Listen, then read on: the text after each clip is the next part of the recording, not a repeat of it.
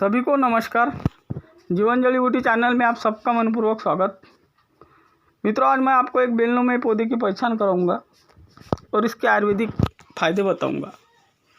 अभी जो समय चालू है, जो वातावरण चालू है, तो मित्रों इस वातावरण में सर्दी, खांसी, कफ, छाती में, फेफड़ों में कफ जम जाना और छाती फेफड़ों में कफ जमने की वजह से सांस लेने में दिक्कत होना, तो मित्रों इसके लिए औषधि वनस्पति अति उपयोगी और रामबाण है।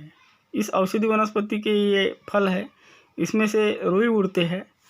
मित्रों, इस औषधि वनस्पति को दम बेल या दमा बेल के नाम से जानते हैं। यदि आपको खांसी है, कफ है और छाती में, फेफड़ों में यदि कफ चिपक के बैठा होगा, तो उस कफ को पल भर में यह औषधि वनस्पति निकाल देती है। तो मित्रों, इसका उपयोग कैसा करना है?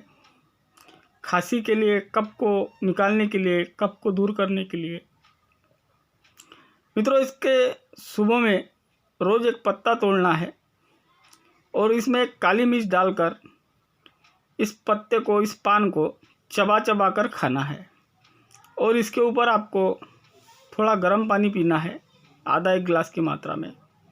आधा एक घंटे में आपको एक वोमिटिंग होंगी, उल्टी होंगी, तो इससे आप ना घबराए, बल्कि इस उल्टी से आपके छाती में का, फेफड़े में का कफ जो चिपक के बैठा है वो पूरा बाहर निकलेगा और आपको सांस लेने में जो तकलीफ हो रही है, सांस लेने की तकलीफ भी आपकी दूर हो जाएंगी। तो मित्रों, ये कफ निकालने के लिए अति उपयोगी औषधि वनस्पति है। यदि जिनको अस्थमा, दमा की शिकायत है, उनके लिए तो यह औषधि वनस्पति रामबाण है। उन्होंने भी केवल इसका एक पान सुबह में केवल 3 दिन इसका सेवन करना है।